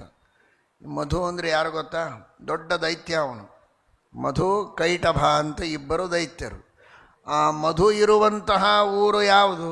ನರಕ. ಮಧುವಿಗೆ ವೇ ಅಂದರೆ ನರಕಕ್ಕೆ ಹೋಗೋದು ದಾರಿ ಅಂತ ಅರ್ಥ. ಯಾವಾಗ ಶಾಸ್ತ್ರದ ಅಧ್ಯಯನ ಮಾಡದೇ ಇದ್ದರೆ, ದೇವರ ಸೇವೆ ಮಾಡದೇ ಇದ್ದರೆ, ಧರ್ಮಾಚರಣೆ ಮಾಡದೇ ಇದ್ದರೆ ಇದೇ ಮದುವೆ ಮಧುವೆ ಆಗತ್ತೆ. ನರಕದ ದಾರಿ ಆದೀತು ಎಚ್ಚರ. ಅಂಥ ಕೆಲಸ ಮಾಡಬೇಡಿ. ಹಾಗೆ ಎಚ್ಚರವನ್ನು ವಹಿಸಬೇಕು ಅಂತ. ಕೇವಲ ಭೂಮಿಗಾಗಿ ಇನ್ನೊಂದು ಅರ್ಥ. ಇದೇ ಮಧುಕೈಟಭರು ಇವರನ್ನು ಸಂಹಾರ ಮಾಡಿ ಅವರ ಮೇಧಸ್ಸಿನಿಂದಲೇ ಭೂಮಿಯನ್ನು ಮಾಡಿದ್ದಾರೆ. ಹಯಗ್ರೀವ ದೇವರು ಮಧುಕೈಟಭರೆಂಬ ರಾಕ್ಷಸರನ್ನು ಸಂಹಾರ ಮಾಡಿ ಅವರನ್ನು ತಮ್ಮ ತೊಡೆ ಮೇಲೆ ಚೆನ್ನಾಗಿ ತಿಕ್ಕಿ ಅವರ ಮೈಯೊಳಗಿನ ಮೇಧಸ್ ಎಂಬ ಧಾತುವನ್ನು ತೆಗೆದುಕೊಂಡು ಅದರಿಂದಲೇ ಮೇದಿನಿಯನ್ನು ಮಾಡಿದ್ದಾರೆ. ಮೇಧಸ್ಸಿನಿಂದ ಮಾಡಿದ್ದರಿಂದಲೇ ಭೂಮಿಗೆ ಮೇದಿನಿ ಅಂತ ಹೆಸರು ಅಂತ ಪುರಾಣದಲ್ಲಿ ತಿಳಿಸ್ತಾರೆ. ಶ್ರೀಮದ್ ಆಚಾರ್ಯರು ತಾತ್ಪರ್ಯ ನಿರ್ಣಯದಲ್ಲಿ ಹೇಳಿದ್ದಾರೆ. ಹಾಗಾದರೆ ಮಧು ಅಂದರೆ ಭೂಮಿ, ಅವನ ಮೇಧಸ್ಸಿನಿಂದ ತಾನೇ ಭೂಮಿ ಆದದ್ದು. ಇದು ಕೇವಲ ಮದುವೆ ಆದಪ್ಪ, ಒಂದಿನ ಸೈಟ್ ಮಾಡಬೇಕು, ಚೆನ್ನಾಗಿ ಸೈಟ್ ಮಾಡಿ ಮನೆ ಕಟ್ಟಬೇಕು, ಬರೇ ಇದು ಮಧುವಿಗೆ ಭೂಮಿಗೆ ಸೈಟ್ ಮಾಡೋದಕ್ಕೆ ಪ್ಲಾಟ್ ತಗೊಂಡು ಫ್ಲ್ಯಾಟ್ಗಳನ್ನು ಕಟ್ಟಿ ಜೀವನ ಅಷ್ಟಕ್ಕೆ ಸೀಮಿತ ಅಂತ ತಗೋಬೇಡ್ರಿ ಅಂತ ಹೇಳ್ತಾ ಇಲ್ಲ. ಪ್ಲಾಟು ತಗೊಳ್ಳಿ, ಫ್ಲ್ಯಾಟು ತಗೊಳ್ಳಿ, ಸುಖವಾಗಿರ್ರಿ, ಒಳ್ಳೆಯ ಆನಂದದಿಂದ ದೇವರ ಪೂಜೆ ಮಾಡ್ಕೊಂಡಿರಿ ಮನೆಯಲ್ಲಿ. ಆದರೆ ಅದೇ ಗುರಿ ಅಂತ ತಿಳ್ಕೋಬೇಡಿ. ಅದನ್ನು ಕಟ್ಟಿದ ಮೇಲೆ ಆ ಮೂಲ ಮಧು ಪರಮಾತ್ಮ ಇದ್ದಾನಲ್ಲ, ಅವನನ್ನು ಮರೆಯದಂತೆ ಭೂಮಿಯನ್ನು ತಗೊಳ್ಳಿ, ದುಡ್ಡು ಮಾಡಿ, ಎಲ್ಲವನ್ನೂ ಮಾಡಿ. ಆದರೆ ದೇವರನ್ನು ಮರೆತು ಮಧುವಿಗೆ ಮಾತ್ರವೇ ಆಗಬಾರದು. ಮಧು ನರಕಕ್ಕಂತೂವೇ ಆಗಲೇಬಾರದು ಈ ಮಧುವೆ. ಹಾಗಾದರೆ ಏನಾಗಬೇಕು? ಭಗವಂತನನ್ನು ಮಧು, ಆ ಮಧುಸೂದನ ಹಯಗ್ರೀವ ರೂಪಿಯಾದ ಪರಮಾತ್ಮ, ಅವನ ಜ್ಞಾನವನ್ನು ಪಡೆಯುವುದಕ್ಕೆ, ಅವನು ಉಪದೇಶ ಮಾಡಿದ ಶಾಸ್ತ್ರಗಳನ್ನು ಅಧ್ಯಯನ ಮಾಡುವುದಕ್ಕೆ ವೇ ಆಗಬೇಕು. ಮಧು ಅಂದರೆ ಮಧುಸೂದನ ಹಯಗ್ರೀವ ರೂಪಿಯಾದ ಪರಮಾತ್ಮ, ಅವನು ಉಪದೇಶ ಮಾಡಿದ ಶಾಸ್ತ್ರಗಳನ್ನು ತಿಳಿಯುವುದಕ್ಕಿದು ವೇ ಆಗಬೇಕು. ಆ ರೀತಿಯಲ್ಲಿ ನಿಮ್ಮ ದೃಷ್ಟಿಕೋನ ಇರಬೇಕು ಅಂತ. ಜನಗಳೆಲ್ಲ ಕನ್ನಡದಲ್ಲಿ ತಿಳ್ಕೊಂಡಿದ್ದೇನು ಅಂದರೆ ಇದೆಲ್ಲ ಮದುವೆ ಅಂತ. ಮಡದಿ, ಮಡದಿಯನ್ನು ಪಡೆಯುವುದೇ ಮದುವೆಯಲ್ಲಿ ಮುಖ್ಯ ಅಲ್ವಾ? ಮಡದಿ ಹೆಂಡತಿ, ಮಕ್ಕಳು, ಮನಿ. ಮಡದಿ, ಮಕ್ಕಳು, ಮನಿ. ಮನಿ ಅಂದರೆ ಹೌಸ್, ದು ಅಂದರೆ ದುಡ್ಡು. ಮಧು, ಮಡದಿ, ಮಕ್ಕಳು, ಮನಿ, ದುಡ್ಡು ಪಡೆದುಕೊಳ್ಳುವುದಕ್ಕೊಂದುವೇ ದಾರಿಯೇ ಮದುವೆ ಅಂತ ತಿಳ್ಕೊಂಡಿದ್ದಾರೆ. ಅದನ್ನು ಸ್ವಲ್ಪ ಬದಲಾವಣೆ ಮಾಡಿಕೊಳ್ಳಿ, ನಿಮಗೆ ಬೇಡ ಅನ್ನೋದಿಲ್ಲ. ಮಹಾತ್ಮರು, ಮಧ್ವಾಚಾರ್ಯರು, ಮಧುಸೂದನ, ಹರಿವಾಯು ಗುರುಗಳು, ಇವರನ್ನು ತಿಳಿಯುವುದಕ್ಕೆ, ಇವರ ಸೇವೆ ಮಾಡುವುದಕ್ಕೆ, ಅವರ ಮಾತನ್ನು ನಡೆಸುವುದಕ್ಕೆ, ಅವರಿಗಾಗಿ ದುಡಿಯುವುದಕ್ಕೆ ಇದುವೇ ಅಂತ ತಿಳಿದುಕೊಳ್ಳಿ. ಆಗ ಅದು ಸಾರ್ಥಕವಾಗ್ತದೆ. ಅದಕ್ಕಾಗೇನೆ ದಾಸರು ಕೇಳಿದ್ದು ದುಡಿಸಿಕೊಳ್ಳಲು ಶ್ರೀನಿವಾಸ ಅಂತ. ಆ ಮಧುಸೂದನ ಪರಮಾತ್ಮನಿಗಾಗಿ ದುಡಿಯುವುದಕ್ಕಿರುವ ವೇ ದಾರಿಯೇ ಇದು ಗೃಹಸ್ಥಾಶ್ರಮ ಎಂಬ ಅರ್ಥದಲ್ಲಿ ಮದುವೆಯನ್ನು ತಿಳಿದುಕೊಂಡು ಆ ರೀತಿ ಗೃಹಸ್ಥ ಧರ್ಮವನ್ನು ಪರಿಪಾಲನೆ ಮಾಡಬೇಕೇ ಹೊರತು ಜ್ಞಾತ್ವಾಪಿ ಪರಮಾತ್ಮನಿಗೆ ಸಮ್ಮತವಾದದ್ದೇನು ಧರ್ಮ ಅಂತ ಗೊತ್ತಿದ್ದು ಆ ಭಗವಂತನ ಇಷ್ಟಕ್ಕೆ ವಿರುದ್ಧವಾಗಿ ನೀವು ಆಚರಣೆ ಮಾಡಿದರೆ ಪರಮಾತ್ಮ ಎಂದಿಗೂ ಕ್ಷಮಿಸೋದಿಲ್ಲ. ದೊಡ್ಡವರು ಕೆಲವೊಮ್ಮೆ ಹಾಗೆ ಮಾಡಿದ್ದಾರೆ, ಅವರಿಗೆ ಅದು ದೋಷ ಅಲ್ಲ, ಅವರು ಸರಿಪಡಿಸಿಕೊಳ್ತಾರೆ. ನೀವು ನಿತ್ಯವೂ ಭಗವಂತನ ವಿರುದ್ಧವಾದ ಆಚರಣೆಯನ್ನು ಮಾಡಿದರೆ ಯಾವ ನರಕಕ್ಕೆ ಹೋದಿರಿ, ಅದಾಗಬಾರದು. ಅಂತಹ ನರಕದ ದಾರಿಯನ್ನು ತಪ್ಪಿಸಿಕೊಂಡು ಸನ್ಮಾರ್ಗದಲ್ಲಿರಬೇಕು ಎಂಬುದಾಗಿ ಶ್ರೀಮದಾಚಾರ್ಯರ ಈ ಒಂದು ಭಾಗವತ ಧರ್ಮದ ನಿರೂಪಣೆಯ ಹಿನ್ನೆಲೆಯಲ್ಲಿರುವಂತಹ ಸಂದೇಶ ಎಂಬುದಾಗಿ ನಾವು ಅರ್ಥ ಮಾಡಿಕೊಳ್ಳಬೇಕು. ಸೃಷ್ಟಿಸ್ಥಿತ್ಯಪ್ಯೇಹಾನಿಯತಿ ದೃಶಿತಮೋ ಬಂಧ ಮೋಕ್ಷಾಶ್ಚ ಯಸ್ಮಾತ್ ಅಸ್ಯ ಶ್ರೀ ಬ್ರಹ್ಮರುದ್ರ ಪ್ರಭೃತಿ ಸ್ವರನರದ್ವೀಷಶತ್ರುವಾತ್ಮಕಸ್ಯ ವಿಷ್ಣೋರ್ವ್ಯಸ್ತಾಃ ಸಮಸ್ತಾಃ ಸಕಲಗುಣನಿಧಿಃ ಸರ್ವದೋಷವ್ಯಪೇತಃ ಪೂರ್ಣಾನಂದಾವ್ಯಯೋ ಯೋ ಗುರುರಪಿ ಪರಮಶ್ಚಿಂತಯೇತಂ ಮಹಾಂತಂ ಜನ್ಮಾದ್ಯಸ್ಯ ಯತೋನ್ಮಯಾದಿತರತಶ್ಚಾರ್ಥೇಷ್ವಭಿಜ್ಞಸ್ವರಾಟ್ తేనే బ్రహ్మహృదాయ ఆదికవయే ముహ్యంతి యం సూరయః తేజోవారి మృదాం యథా వినిమయో యత్ర సర్గో మృషా ధామ్నా స్వేన సదా నిరస్తకుహకం సత్యం పరం ధీమహి.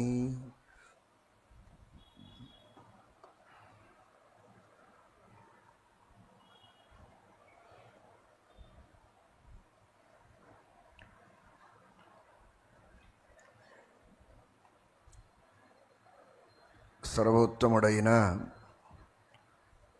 నరసింహస్వామి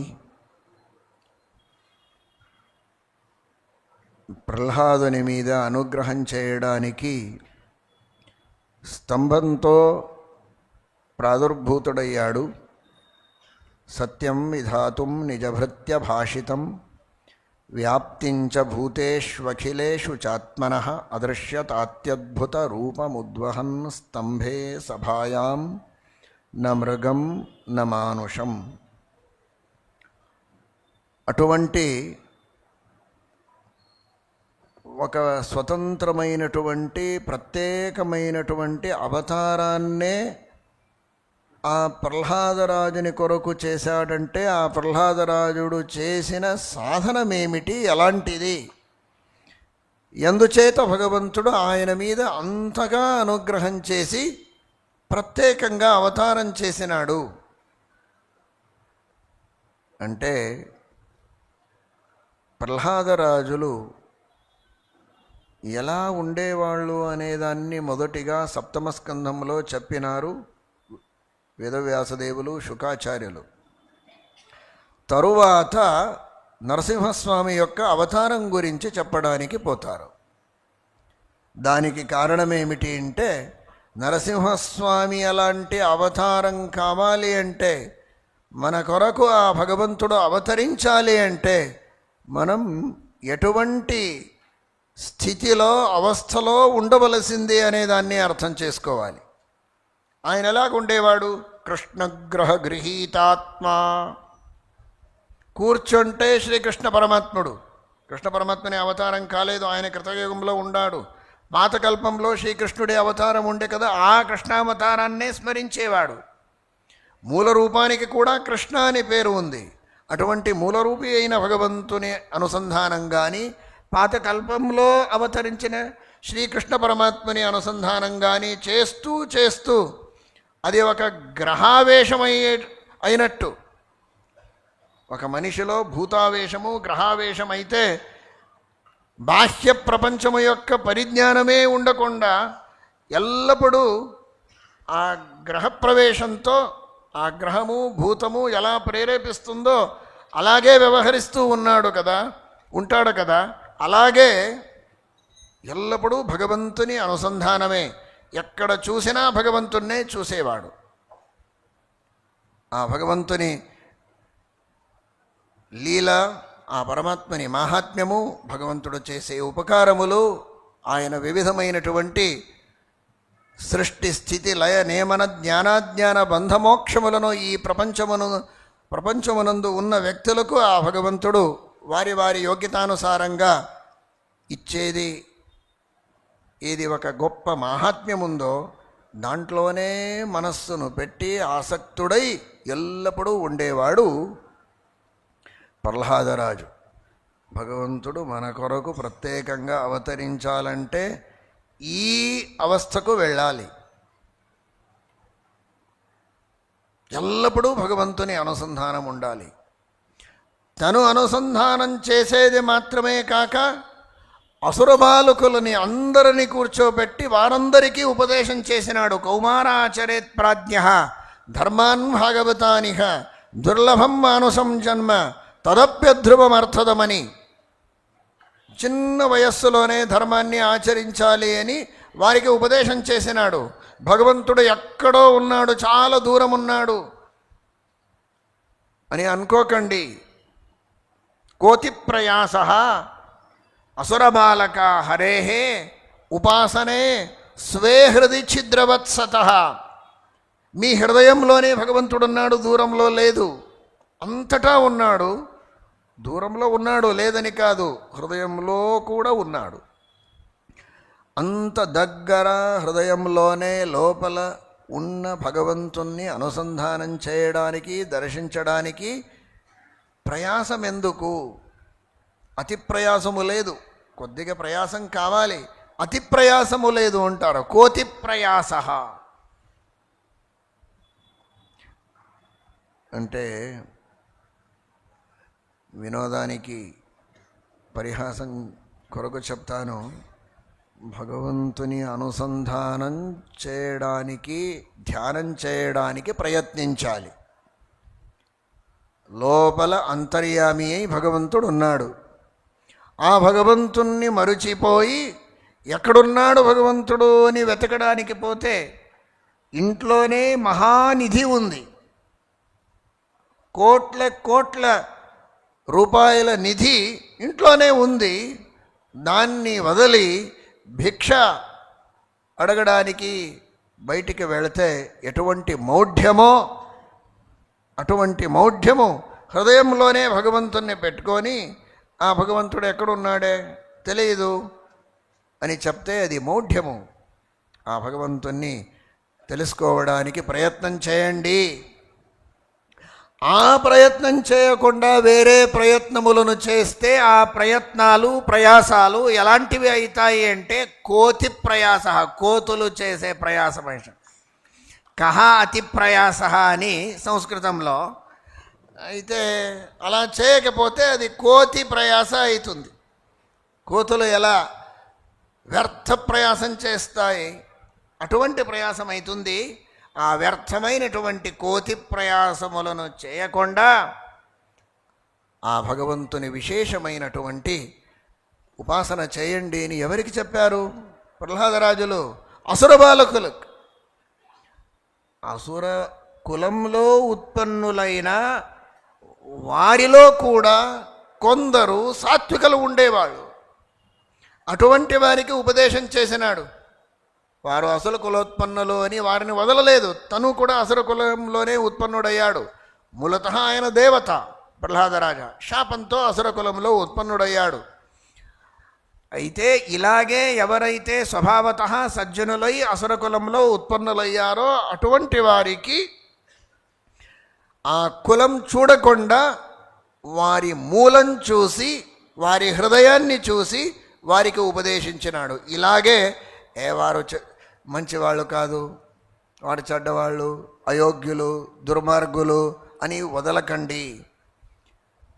వారి కులం ఎలాంటిదే ఉండని, వారి సహవాసం ఎలాంటిదే ఉండని, లోపల సజ్జనత, సాత్విక భావన ఉంటే వారిని దగ్గరకు తీసుకొని వారికి ఉపదేశించి సన్మార్గంలో తీసుకువస్తే భగవంతునికి సంతోషమవుతుంది.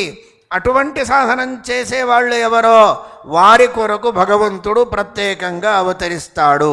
ఎందుకు ప్రహ్లాదరాజుని కొరకు అవతరించాడు, మన కొరకు అవతరించలేదు అని ఆక్షేపం చేయకండి. ఆ సాధన ఉందా, అటువంటి స్తోమత ఉందా, ఆ ప్రయత్నం చేసినారా, అలా ధర్మ ప్రచారం చేయడానికి మిమ్మల్ని అర్పించుకున్నారా అనేదాన్ని చూడండి. ఆ ధైర్యం ఉంటే అవశ్యంగా ఆ సాధనం చేసి భగవంతుణ్ణి ఆరాధిస్తే అవశ్యంగా భగవంతుడు ప్రత్యక్షుడైతాడు అనేదాన్ని సప్తమ స్కంధం మనకు సందేశాన్ని ఇస్తుంది. అందుచేత స్వయంగా ధర్మాన్ని ఆచరించాలి, మిగతా వారికి కూడా ధర్మాన్ని ఉపదేశించాలి. ఎల్లప్పుడూ మమ్మల్ని భగవంతుడు రక్షిస్తాడు, అంతటా నిండి ఉన్నాడు, భగవంతును లేని స్థలమే లేదు అనే నమ్మకం ఉంటే అవశ్యంగా ఈనాడు కూడా భగవంతుడు ప్రత్యక్షుడైతాడు అనే సందేశాన్ని సప్తమ స్కంధం మనందరికీ అందచేసింది. అటువంటి సందేశాన్ని మనం అనుష్ఠానంలో తీసుకువచ్చి భగవంతుని అనుగ్రహం పొందాం. శ్రీకృష్ణ ಅರ್ಪಣಮಸ್ತು. ಯಾರು ಹೇಳಬಾರದು, 5 ನಿಮಿಷ ಕುಳಿತುಕೊಳ್ಳಬೇಕು. ಮಹಾಸ್ವಾಮಿಗಳವರು ಅಖಂಡ ಬ್ರಹ್ಮಚರ್ಯ, ಅವರಿಗೆ ಮದುವೆ ಅನ್ನೋದೇ ಗೊತ್ತಿಲ್ಲ. ಆದರೆ ನಾವೆಲ್ಲ ಯೂಸ್ಲೆಸ್ ಫೆಲೋಸ್, ಮದುವೆ ಮಾಡ್ಕೊಂಡು 10 ವರ್ಷ, 20 ವರ್ಷ, 30 ವರ್ಷ, 50 ವರ್ಷದ ಉತ್ಸವವನ್ನು ಮಾಡಿದ್ವಿ. ಆದರೆ ಯಾಕೆ ಮದುವೆ ಮಾಡಿಕೊಂಡ್ವಿ ಅನ್ನೋದು ಇನ್ನೂವರೆಗೂ ಗೊತ್ತಿರಲಿಲ್ಲ. ಇವತ್ತು ಮಹಾಸ್ವಾಮಿಗಳವರು ಅದನ್ನು ತೋರಿಸಿಕೊಟ್ಟಿದ್ದಾರೆ. ನಿಜವಾಗಿ ನಾನು ಒಂದು ಬಾರಿ ಅವರ ಬಗ್ಗೆ ಮಾತನಾಡಿದೆ, ಇವತ್ತೆಲ್ಲ ಸುಮಾರು 18-20 ವರ್ಷದ ಹಿಂದೆ. ಯಾವ ಭಾಗವತ, ರಾಮಾಯಣ, ಮಹಾಭಾರತ, ಗೀತೆ, ಉಪನಿಷತ್ತು ಯಾವ ಶಬ್ದವನ್ನು ಕೊಟ್ಟರೂ ಕೂಡ ಅದನ್ನು ಅವರ ಬಾಯಿಯಲ್ಲಿ ಹಯಗ್ರೀವ ದೇವರು, ವೇದವ್ಯಾಸ ದೇವರು, ದತ್ತಾತ್ರೇಯ ಎಲ್ಲ ರೂಪಗಳು ಒಳಗಡೆಗೆ ನಿಂತು ಹೊಸ ಹೊಸ ಹೊಸ ಅರ್ಥಗಳನ್ನು ಅವರು ನಮಗೆ ತೋರಿಸಿಕೊಡ್ತಾರೆ. ಇಂತಹ ಗುರುಗಳಿಗೆ ಮಹಾಭಾಗ್ಯ. ಅವರು ಮದುವೆ ಅನ್ನೋದೇ ನೋಡಿಲ್ಲ. ಒಂದು ಮಾತು ಇವತ್ತು ಸ್ಪಷ್ಟ ಮಾಡ್ತೇನೆ, ನನ್ನ ಮದುವೆಗೆ ಕೊನೆಯದಾಗಿ ಅವರು ಬಂದರು 1996 ಜನವರಿ. ಅದಾದ ಮೇಲೆ ಅವರು ವೈಶಾಖ ಮಾಸದಲ್ಲಿ ಸನ್ಯಾಸಾಶ್ರಮವನ್ನೇ ತೆಗೆದುಕೊಂಡ್ಬಿಟ್ರು. ಅಂದರೆ ಇಂತಹ ಮಹಾಗುರುಗಳು ತಮ್ಮ 28ನೇ ವಯಸ್ಸಿನಲ್ಲಿ ಅಖಂಡ ಬ್ರಹ್ಮಚರ್ಯವನ್ನು ಪರಿಪಾಲನೆ ಮಾಡಿ ಇವತ್ತು ಇಷ್ಟು ವರ್ಷಗಳ ಕಾಲ ಬ್ರಹ್ಮಚರ್ಯ ಇದ್ದದ್ದರಿಂದ ಇದು ಶಕ್ಯ, ಹೊರತು ಇಲ್ಲದೆ ಇದ್ದರೆ ಶಕ್ಯವೇ ಇಲ್ಲ. ಅಂಥ ಮಹಾನಿಧಿಗಳು, ತಪೋನಿಧಿಗಳು, ಜ್ಞಾನಿಗಳು ಎಷ್ಟು ವರ್ಣನೆಯನ್ನು ಮಾಡಿದರೂ ಕೂಡ ಶಕ್ಯವಿಲ್ಲ. ಅನೇಕ ಬೇಡ ಅಂತ ಹೇಳಿಬಿಡ್ತಾರೆ. ನಾ ಇನ್ನೊಂದು ಮಾತು ಹೇಳೋನಿದ್ದೆ.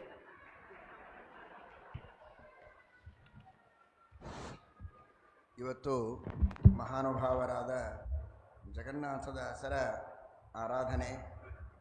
ಜಗನ್ನಾಥದಾಸರು ಬಹಳ ದೊಡ್ಡ ಕೊಡುಗೆಯನ್ನು ಮಾಧ್ವ ಸಮಾಜಕ್ಕೆ ನೀಡಿದ ಮಹನೀಯರು. ಹರಿಕಥಾಮೃತ ಸಾರವೇ ಮೊದಲಾದ ಗ್ರಂಥಗಳನ್ನು ಕೊಟ್ಟವರು.